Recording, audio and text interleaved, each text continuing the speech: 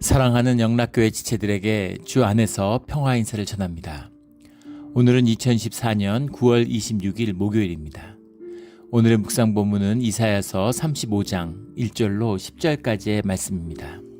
오늘 본문 말씀 35장 1절부터의 말씀은 이렇게 시작합니다. 광야와 메마른 땅이 기뻐하며 사막이 백합과 같이 피어 즐거워하며 무성하게 피어 기쁜 노래로 즐거워하며. 그 34장과 대조되는 35장, 34장이 이제 지옥을 묘사했다면 35장은 천국과 같은 모습을 묘사하고 있는 것이죠. 주님과 함께하는 길, 주님의 어떤 임재가 회복된 길, 그 길을 거룩한 길, 아름다운 길, 은혜의 길, 기쁨의 길을 묘사하고 있습니다. 그래서 광야와 메마른 땅이 기뻐하고 사막과 백합과 같이 피어 즐거워하며. 백합화라는 말이 이제 하바찰레트 이런 말인데, 이걸 백합화라고 해석했는데 어디는 장미라고 해석하고, 근데 이게 정확히 무슨 꽃인지 알지 못하는데 들꽃이라고 생각하면 되겠죠. 우리 캘리포니아에서 이 지중해성 기후니까 이걸 알잖아요. 광야고, 아주 누렇고 아주 그냥 누렇다 못한 샛노란 것 같은, 또 어디는 시뻘겋죠. 이렇게 이제 좀 땅에 철분이 많은데 시뻘겋고, 이제 풀 한 폭이 자랄 수 없을 것 같은데, 겨울에 비가 쫙 쏟아지고 나면 거짓말처럼 푸른 초장으로 변하고, 계속 비가 많이 오면 꽃이 피어나죠. 그것도 호랑 꽃이, 또 하얀 꽃이 들판에 가득 내우잖아요. 산 위에 그냥 꽃이 만발하죠. 압도적이죠. 그러면 믿어지지 않을 정도로 아름답죠. 그럼 스위스 저리 가라죠. 그런 아름다움의 회복입니다. 극적인 회복, 그런 땅이 된다. 2절에 보면 레바논의 영광과 갈멜과 사론의 아름다움을 얻을 것이라. 그것들이 여호와의 영광 곧 우리 하나님의 아름다움을 보리로다. 레바논이라고 하는 것은 이제 레바논, 갈멜, 사론 같이 나와 33장에도 나왔던 거죠. 레바논은 백향목을 자랑하는 그런 곳이고, 갈멜은 이제 상수리나무, 아주 웅장한 상수리나무의 상징이고, 사론은 이제 아름다움의 상징이죠. 꽃이 많이 피고 목초지가 이렇게 펼쳐져 있는. 그러니까 다 아름답기도 하고 풍요롭기도 하고 경제적으로도 아주 중요한 이제 그런 곳. 그곳에 이제 아름다움이 꽃이 피는, 풍성함이 꽃이 피는 그런 아름다움을 보게 될 것이다 라는 말입니다. 이게 주님이 열어주시는 길이죠. 35절은 보통 이제 바벨론 유수에서 돌아오는 자들이 부르는 노래, 또 그들을 위하여 부르는 노래, 이렇게 이야기합니다. 그럴 수 있겠죠. 동시에 이것은 고난 끝에서 하나님의 이름으로 광야의 길을, 좁은 길을 걷은 자들, 그 긴 터널을 빠져나온 자들이 주님과 연합하는 이제 그 기쁨을 노래하고 있는 거죠. 그래서 광야의 길이며, 이건 동시에 광야를 이제 마치고 요단강을 건너는 노래고, 바벨론에서 돌아와서 예루살렘으로 돌아오는 노래고, 그런 거죠. 그런 노래를 부르는 거, 이게 신비 아니겠습니까? 재산을 챙겨서 알렉산드리아로 간 자들은 다 녹아버렸어요. 돌아오지 못했습니다. 그런데 바벨론의 노예로 끌어간 자들, 눈으로 보면 돌아와야 될 것 같은 자들은 돌아오지 않고, 절대 돌아오지 못할 것 같은 자들, 돌아오지 않을 것 같은 자들은 돌아왔어요. 주님 안에서 이루어지는 이 고난의 비밀입니다. 이 깊은 시련과 고난 가운데 주님이 회복된 것이죠. 3절과 4절 보면 너희는 약한 손을 강하게 하며 떨리는 무릎을 굳게 하며 겁내는 자들에게 이르기를 굳세어라 두려워하지 말라. 보라 너희 하나님이 오사 보복하시며 갚아줄 것이라 하나님이 오사 너희를 구하시리라 하라. 선포하는 거죠. 주님이 아름다운 회복의 길을 열어주셨는데, 그런데 그 고난 가운데 종살이를 했던 자들은 손이 약해지고 또 무릎이 떨려서 오질 못하는 거죠. 연약함의 상징이죠. 그런데 강하게 하며 무릎을 굳게 하라. 주님이 굳게 하라 이렇게 말씀하셨잖아요. 내가 굳게 했어, 내가 강하게 했어. 그렇다고 강해지고 굳세어지지 않죠. 굳세어지고 강하여지는, 38년 안진뱅이로 산 자에게 자리를 들고 일어나라고 말씀하시죠. 옆에 있는 사람들은 황당했을 거예요. 예, 38년을 안진뱅이를 날 때부터 안진뱅이 된 자가 어떻게 일어납니까? 근데 네가 일어나기를 원하면 고쳐달라고 하잖아. 일어나고 싶다 그러잖아요. 아, 네가 일어나고 싶구나. 네가 일어나고 싶은 소원이 있구나. 이게 너의 삶의 진실이구나. 그러면 자리를 듣고 믿음으로 일어나, 이런 거죠. 예, 주님이 도와주시고 주님이 능력 주시고 주님이 기적을 베풀어 주시죠. 하지만 그것이 우리의 자원함과 우리의 진실과 만나야 되는 거죠. 이것이 우리 신앙의 비밀이고 예배의 비밀입니다. 예. 막 떡을 가져다가 입속에서 쑤셔 넣고 그러지 않아요. 예. 저희 어머니는 그런 분이었는데, 제가 어릴 때 자고 있으면 아침에 깨우는 게, 아침에 일어나서 사과를 잘라서 자고 있는데 입속에 막 넣습니다. 그게 이제 아침에 일어나라는 신호예요. 일어나서 아침 먹으라고 하는. 예. 근데 주님은 이제 그렇게 해 입속에 쑤셔 넣지 않으신다는 겁니다. 예. 일어나서 네가 먹어, 이거죠. 예. 너의 손을 강하게 하고 떨리는 무릎을 굳게 해, 그런 겁니다. 그리고 이 레바논과 갈멜과 사론의 이 아름다움을 걸어 나가, 이제 이런 얘기죠. 예. 너의 삶에 반전이 있어. 예. 갚아주실 것이다. 보복하신다. 구해주신다. 삶에 반전이 있다는 거죠. 예. 삶이 그렇게 무너질 줄 알았지 절대 그렇게 무너지지 않아. 예. 우리 교인 중에서 우리 큐티인 모임 하는데 그런 고백을 하세요. 예, 젊어서 정말 경제적으로도 파산하고 건강도 너무 나빠지고, 예, 정말 뭐 아이를 낳았는데 얘를 키울 수 있을까? 예, 내가 지금 사느냐 못 사느냐 이런 위기에 몰리니까, 예, 정말 그 막막하고, 예, 완벽한 그 절망, 파산, 예, 그런 자리에 섰는데 정말 침대에 누워서 눈물로 기도하는 것밖에 없었다고. 근데 시간이 지나고 세월이 지나고 잘 살고 계신 거죠. 아이들도 잘 자랐고. 어떻게 이럴 수 있었을까? 어떻게 이럴 수 있었을까? 예, 그런 거죠. 우리 뭐 그런 고백 교회 주변에서 수없이 많죠. 예. 우리 한국에서 교회 섬길 때도 한 권사님이 그런 고백을 하세요. 예, 그 6.25 때 남편 잃고, 예, 정말 그 젖먹이 애부터 애 넷을 키우면서 시장 그 노점에서 화장품 팔면서 장사했다고. 근데 그때 그 화장품들이라는 게 전부 다 미군들한테 받아오던 건데, 노점상이라는 것 자체가 이게 일종의 불법이잖아요. 근데 정말, 예, 아이들 내 데리고서 그냥 떠날까, 예, 이런 고민을 수도 없이 했다는 거예요. 정말 너무 막막하고 정말 사는 것이 내일이 보이지 않는 그런 삶이었다는 거죠. 근데 세월이 지나고 보니까 너무 잘 살게 되셨어요.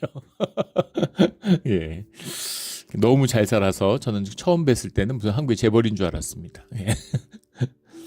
주님의 다 은혜였다고, 주님의 은혜였다고 고백하는 거죠. 예. 이게 주님의 은혜예요. 예. 우리의 영을 풀어주시고 생명을 풀어주시면 육은 저절로 풀리는 겁니다. 이걸 누리며 살아가는 거죠. 근데 중요한 건 뭐겠어요?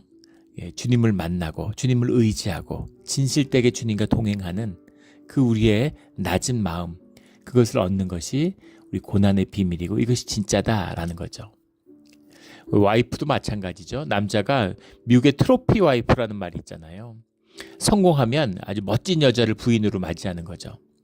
예전에 미국에 뭐 세기의 마술사라고 불리는 사람이 있었어요. 근데 세계적인 슈퍼모델하고 결혼했습니다. 그러다가 한 10수년을 살다가 이혼했는데, 그러니까 당연히 그 슈퍼모델이 엄청난 재산을 가질 줄 알았죠. 예. 근데 물론 이제 엄청난 재산을 가졌는데 그렇게 엄청나진 않았어요. 근데 요즘에 미국 부자들이 그렇다 그러죠. 미국의 그 뭐 페이스북인가 그 SNS 그 회장이죠. 창업자가 결혼을 했는데, 예, 그 법률 작업하는데 시간이 1년 넘게 걸렸다는 거 아니에요? 이혼에 대비해서, 예, 이혼에 대비해가지고 이혼해도 그 재산에 대한 권한이 없다는 것을 작업을 하는데 그러려면 결혼 뭐하러 하겠습니까? 부부가 일심동체인데. 아까 얘기한 건 마술사와 슈퍼모델이 이혼을 하는데 사실은 그건 뭐 일종의 계약 결혼이라고 해야 되나? 이건 뭔가요 도대체? 이혼을 하면 남자의 재산에 대한 여자가 권리가 한 푼도 없다라는 거를 미리 서명하고 그 대신 하루에 1억씩을 줬다는 거죠. 하루에 10만 불씩을 줬다는 겁니다. 예.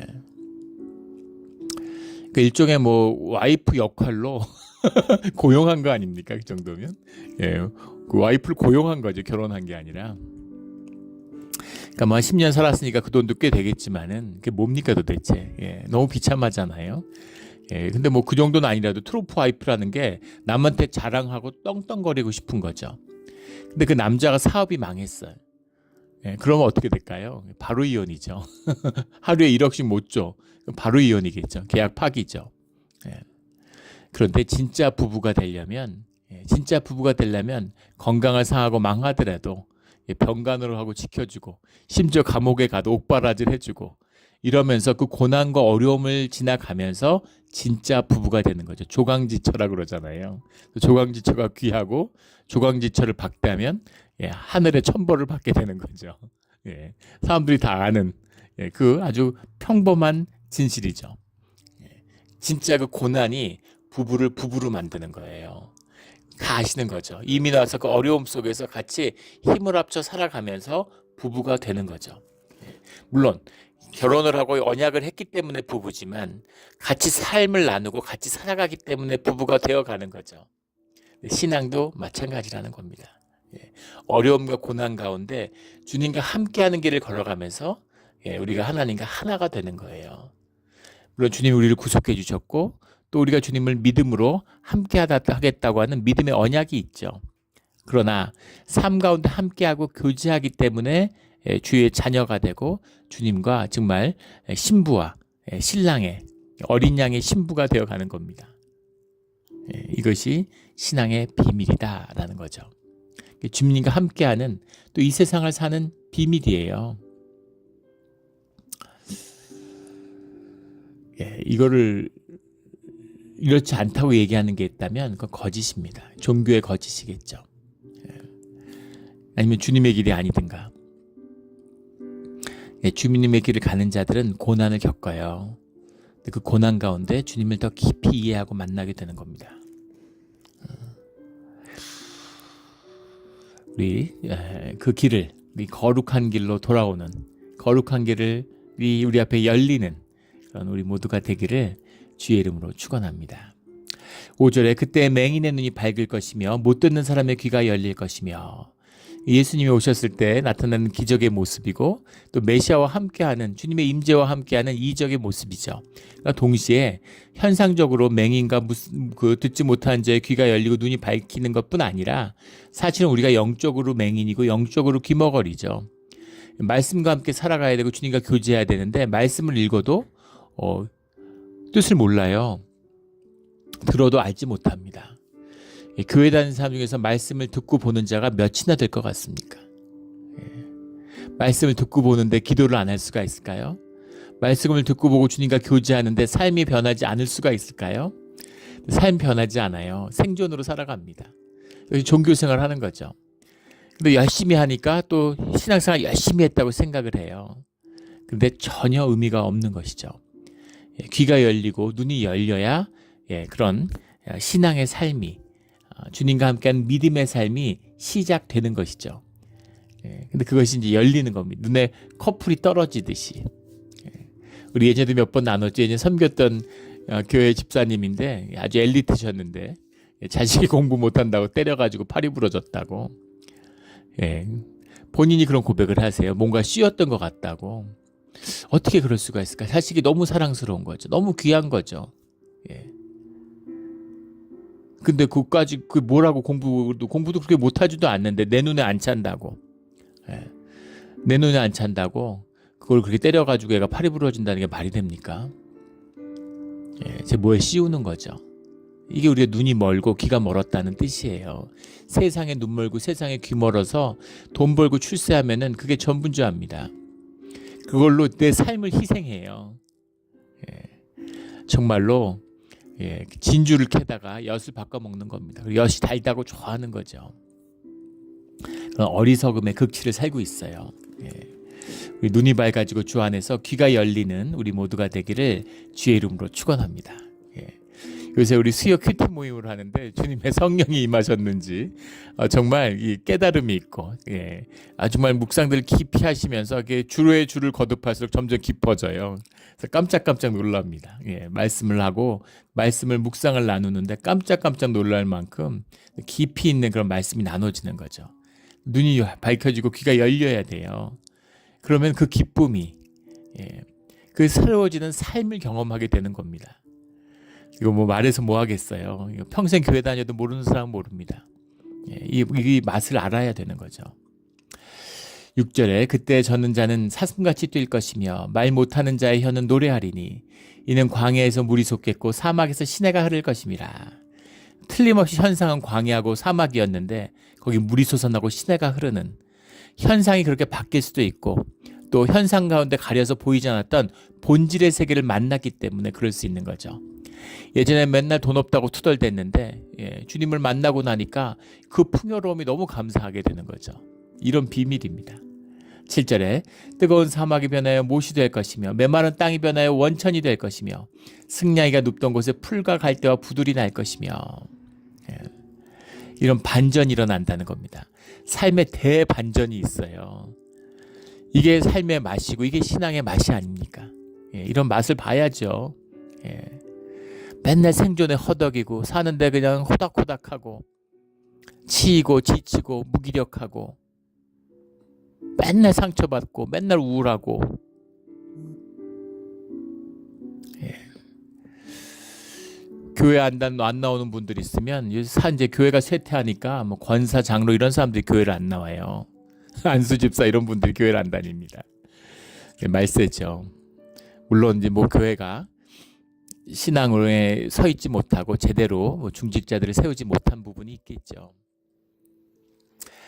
교회를 안 다니면 또 주변에서, 예, 친구들이 있잖아요. 예, 목사님이 가서 위로를 해주면 나온다고 그럽니다. 예, 물론 그럴 수도 있겠죠. 그게 무슨 의미가 있을까요? 예, 교회 다니는 안 다니는 무슨 차이가 있습니까? 아무 의미 없어요. 그게 종교 생활입니다.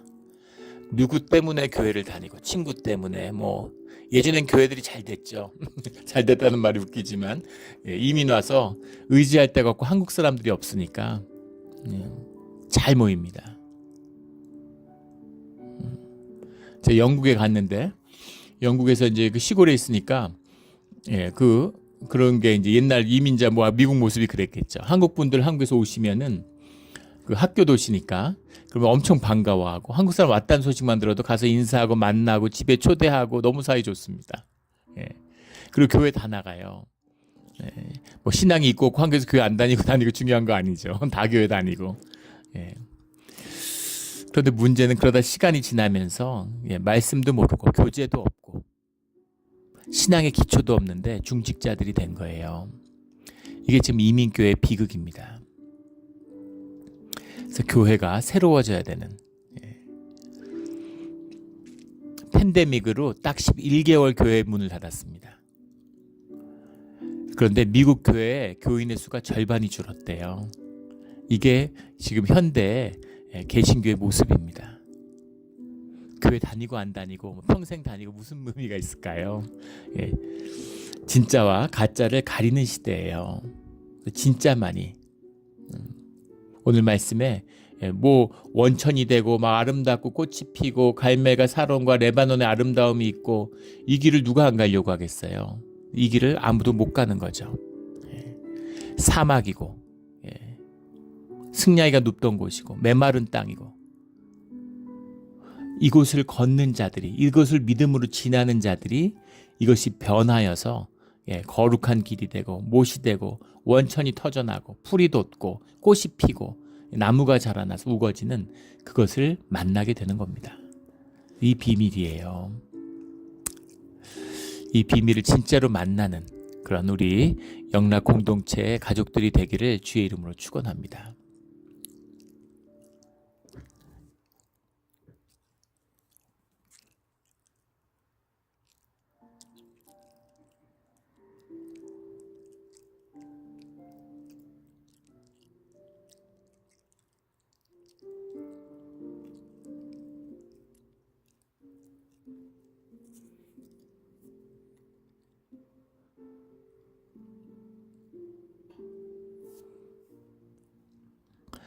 8절에 거기에 대로가 있어 그 길을 거룩한 길이라 일컫는 바 되리니 깨끗하지 못한 자는 지나가지 못하겠고 오직 구속함을 입은 자들을 위하여 있게 될 것이라. 우매한 행위는 그 길로 다니지 못할 것이며. 우매한 자들, 맹인들, 귀가 닫힌 자들은 못 다닌다는 거죠.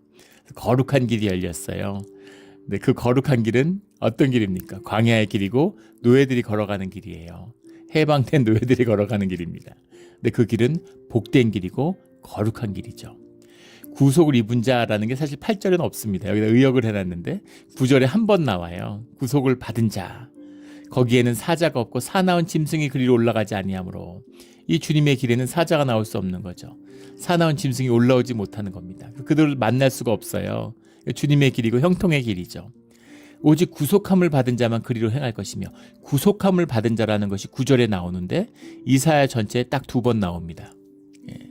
이 구속함을 받은 자라는 게 사실은 엄청 우리가 하도 남용을 해가지고 이게 아무것도 아닌 말 같지만 구속함이라고 하는 말, 구속함이란 말이 가울림이란 말인데 가울림이라는 말이 이제 영어로 하면 리딤이라는 말이죠. 구속함을 받았다라는 건 사람에게 쓰인 적이 없습니다. 이 말씀은 늘 주님을 표현할 때 쓰이는 말이죠. 나는 구속하는 자다. 그렇게 주님을 말씀하실 때 쓰시는 말이에요. 근데 구속함을 받은 자라는 표현이 성경에 이제 처음 등장하게 되는 거죠. 구속함을 받은 자. 우리가 구속함을 받은 자입니다. 우리가 바벨론 가서 고생했다고 우리가 의기양양하죠. 바벨론에서 고난을 겪었기 때문에 구속함을 받았을까요? 천만의 말씀이죠.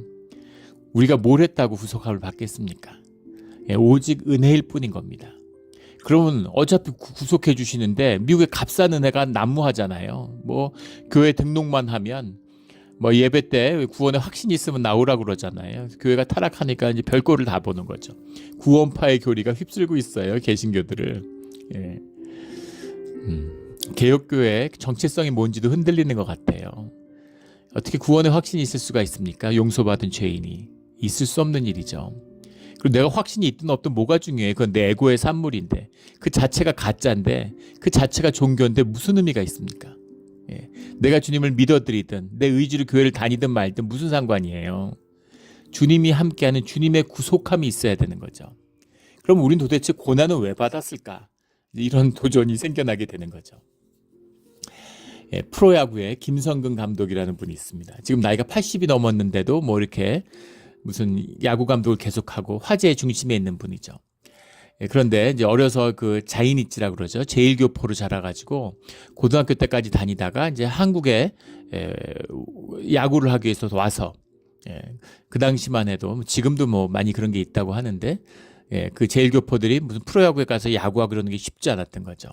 그래서 한국의 실업팀에 입단을 해서 한국에 와서 야구를 하다가 일찍 부상으로 야구를 은퇴한 다음에 고등학교에서 코치를 하면서 이제 지도자 생활을 시작했죠. 한국의 아주 전설적인 이분 별명이 야신이잖아요. 야구 야자에 신자를 써서 야구의 신이다. 야신이라는 전무후무한 별명을 아마 세계 야구의 역사에서 가진 유일한 사람이 아닐까 싶습니다. 야신으로 불리는 분이죠. 이분의 특징이 이제 혹독한 훈련이죠. 혹독한 훈련. 혹독한 훈련을 시키는데 뭐 그거는 뭐 상상을 초월하는 얘기들이 많죠. 보통 야구 선수들이 하루에 스윙을 한 300번 하면 많이 하는 거고 뭐 한 100번, 500번 하면 연습 벌레라고 불린대요. 그런데 이 김성근 캠프에 가게 되면 프로야구에서 미니멈 3,000번을 휘둘러야 된다는 겁니다. 유명한 얘기가 있죠. 프로야구 선수인데 7,000번을 휘둘렀대요. 말이 됩니까? 아침부터 저녁까지 휘두르면 거의 1,000번이라는데 어떻게 7,000번을 휘둘러요? 그래서 새벽부터 저녁에 해가지고 밤늦게까지 휘둘러서 7,000번을 휘둘르니까 팔이 다 짓물러가지고 피가 응고돼서 살이 다 이렇게 다 방망이하고 나중에 방망이를 손을 필 수가 없는 거죠. 방망이하고 손이 하나가 돼가지고. 그래서 김성 감독이 지나가다 그걸 보더니만 너무 지나친 훈련은 좋지 않다 그러면서 스윙은 3,000번이면 충분하다 그랬다고. 그랬다는 거예요. 근데 이제 그 야구 선수가 7,000번을 스윙하고 하루에 3,000번 이상을 스윙을 하니까 그냥 퇴물로 잊혀지고 은퇴할 줄 알았는데 살아난 거죠. 근데 신비한 경험을 하게 되는데 공을 보고 치는 게 아니라 방망을 휘두르면 공이 날아와서 맞는 것 같은 그런 느낌을 받는다는 거예요. 물화일체의 경험이죠. 예. 내가 공을 노리고 승부하는 게 아니라 예. 내가 어떻게 스윙을 하던 투수가 내 배트를 보고 공을 던져서 맞히는 것 같은 그런 경험을 하게 됐다. 이런 이야기를 하더라고요. 그러니까 뭔가 경지가 있는 거죠. 그런데 오늘 말씀을 나누려고 하는 건 예, 선수들이 이제 에러를 하는 거죠. 경기를 하다가 실수를 하는 겁니다. 실수를 하거나 무슨 병살탈 쳤거나 그러면은 예, 저녁에 야간 경기를 했는데 야간 경기를 하면 보통 6시 반에 시작하면 10시 반, 11시에 끝나는데 그때 이분이 연고 구단이 인천이었는데 서울에서 경기를 했는데 인천으로 뭐 인천은 가까우니까 이제 뭐 서울에 호텔을 잡아서 자지 않고 인천으로 돌아가는 거죠. 인천으로 돌아가서 거기서 야간 캠프를 한다는 거예요. 다음날 경기가 또 있잖아요. 1년에 한국에서 144경기를 하는데 미국은 162경기를 하죠. 거의 매일 하는 거예요. 그런데 그 밤에 그렇게 야구에 불을 다 켜놓고 그리고 새벽 12시, 밤 12시, 1시에 모여가지고 특파를 시킨다는 거죠. 그러니까 이제 그거를 이제 벌이다. 그거는 벌 주는 거다. 성인인데 애들 아빠고 다 어른들인데 그건 못했다고 벌 주는 거 아니냐. 벌투, 벌타 얘기가 많았습니다. 김성근 감독을 싫어하고 미워하는 사람들도 많았죠. 그런데 나중에 이분이 인터뷰를 하면서 야구를 뭐 또 옹호하는 사람들은 그렇게 하니까 이제 야구를 잘하고 이분이 하면 계속 우승하잖아요. 그러니까 그렇게 하니까 우승을 하는 거지. 뭐 이렇게 얘기하고 옹호하는 사람도 있고. 근데 이분이 나중에 아주 놀라운 얘기를 제가 그걸 듣고 귀가 번쩍했는데 보통 사람은 아니죠. 예. 야구를 이미 프로에 왔고 야구 선수로서 프로 선수로서 어느 수준에 올라 있는데 밤에 야구 그거 쳐봐야 의미가 없다는 거예요. 그거 친다고 야구 늘지 않는다는 거죠. 예. 그리고 컨디션이 나빠질 수도 있다는 거예요. 밤에 늦게 자고 다음날 이렇게 일어나 그러면은 컨디션이 흔들려서 오히려 실력이 더 나빠질 수도 있다는 겁니다. 순간적으로는. 그리고 벌을 줄 필요가 없다는 거예요. 무슨 벌 준다고 잘하면 다 벌 주지. 벌 준다고 야구 잘하는 거 아니라는 거죠. 그러면 왜 특타와 그런 걸 하느냐? 왜 할까요? 근데 그분이 거의 그 심리학에 사는 얘기를 하더라고요. 그 공부한 분도 아닌데 아는 거죠. 깨달은 거죠. 오랜 생활을 통해서 진실에 가서 부딪힌 거죠. 잘하는 야구 잘하는 사람들이 슬럼프에 빠져드는 것은 실력 때문이 아니라 야구의 습관 때문이 아니라 멘탈 때문이라는 거예요. 멘탈리티가 흔들리기 때문이라는 거예요. 멘탈리티는 어떻게 흔들리게 되느냐. 자기가 실수를 했으면 그걸 잊어야 된다는 겁니다. 깨끗이 잊어버리고 새롭게 출발해야 되는데 그게 안 된다는 거예요. 자꾸만 내가 왜 그 실수를 했을까? 내가 어제 승리를 나 때문에 망쳤는데 내가 그래도 중견 선수고 주전급 선수인데 이런 실수를 하면 어떡하나? 그걸 머릿속에 자꾸 생각하다가 자기의 습관이 무너지고 선수가 슬럼프에 빠져들게 된다는 거죠. 그런데 밤에 나와서 새벽 1시에 나와서 특타를 하고 나면 땀을 쫙 뻗고 완전히 지쳐가지고 가면 마음속에 후련해지고 그리고 마음속에 이미 벌을 받았다. 나는 대가를 치렀어. 내가 잘못한 것은 그에 충분한 넘치는 대가를 치렀어 라는 마음이 생긴다는 거죠. 그러면 잊고서 다음날 가벼운 마음으로 새롭게 시작할 수 있다는 거예요. 기가 막힌 얘기죠. 보통 사람 아니죠. 그러니까 야신이 됐겠죠.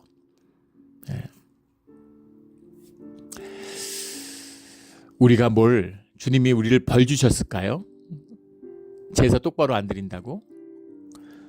아니면 우리의 정신과 막 자각을 일깨우기 위해 가지고 우리를 고난에 막 몰아넣으신 걸까요? 해병대 지옥 캠프 이런 것처럼 그런 부분도 부분적으로 있을 수 있겠지만 본질적으로 그게 아니죠. 우리가 고난을 겪고 대가를 치렀기 때문에 우리가 용서받고 구속을 받은 걸까요? 천만의 말씀입니다. 주님은 우리를 구속하기로 하신 거예요. 그리고 구속하시기로 한 이유는 주님의 사랑과 은혜 때문입니다. 자비와 긍휼 때문이에요. 그런데 우리를 주의 자녀로 주님과 교제하고 주님을 바라보고 주님과 함께하는 시간을 걷기 위해서 우리를 광야로 초대하시는 거죠.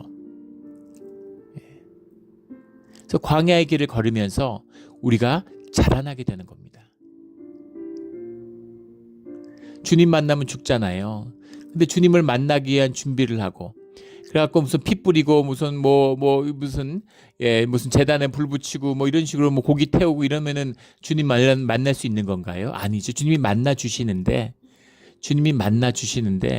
주님이 우리를 만나 주시기 위한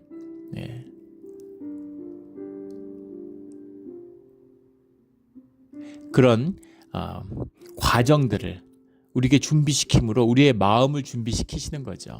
주님을 보이지 않는 주님을 생각하게 하고 자꾸 우상을 숭배해요. 마음의 표상을 만드는 거죠. 그리고 우리를 인도하시는 그 과정이었다라는 겁니다. 그래서 우리를 결국은 구속함을 받은 자로 세워주시는 거죠. 이 땅 가운데 거룩한 길에서 구속함을 받은 자로 세워주시는 겁니다. 10절에 여호와의 속량함을 받은 자들, 구속함을 받은 자 같은 자들이죠. 속량함을 받았다는 게 무슨 말이에요? 죄의 싹을 지불했다는 겁니다. 내가 지불한 겁니까? 주님이 지불하셨죠. 그것은 존재의 가치, 존재의 의미를 확증했다라는 의미예요. 이것이 남은 자들입니다. 후페뒤에라는 말인데 파다라는 말이 원형이죠. 영어로 하면 to ransom, 빛을 갚았다는 겁니다. 묶여 있어요. 세상의 죄에 묶여 있어요. 카르마에 묶여 있어요. 그것을 주님이 다 치러주신 거예요. 다 진주 같은 보석을 줬는데 엿 먹고 좋아하고 있어. 이빨 다 썩어서. 근데 주님이 다시 보석을 돌려주기 위해서 엄청난 대가를 치르시는 거죠. 그게 우리의 삶의 진실이라는 겁니다. 여호와의 속량함을 받은 자들, 그 존재가 회복된 거예요. 그래서 우리가 뭘 해서 구속받는 것도 뭘 하지 않아서 구속받지 않는 것도 아니라는 겁니다. 그러나 주님과의 여정 가운데에서 구속함을 받고 속량함을 받은 자로 서기 위해서 우리가 고난 가운데 주님의 길을 걸어왔다는 거죠. 그래서 돌아오되 노래하며 시온에 이르러 그들의 머리 위에 영영한 희락을 띠고, 영원한 희락이죠. 기쁨과 즐거움을 얻으리니 슬픔과 탄식이 사라지리로다. 영원한 기쁨, 늘 기뻐하라. 주님이 말씀하셨죠. 이게 무슨 율법이 되고 교리가 돼서 기뻐하지 않는데 기뻐한 채라는 게 아니라 주님과 하나 되는 삶을 사는 자들, 그들의 삶의 실제는 늘 기쁘다는 겁니다. 기쁘고 즐거운 것이죠. 우리 삶이 기쁘고 즐겁고 축복이 되기를 예수 그리스도의 이름으로 축원합니다. 아멘. 기도드리겠습니다. 하나님 아버지 감사합니다. 오직 주의 은혜로 100% 주님의 은혜로 구속함을 입은 그 영광을, 이 말도 안 되는 영광을 우리가 입었습니다. 주님이 생명으로, 주님의 목숨으로 우리의 속량함을, 우리의 죄값을 치러주셨습니다.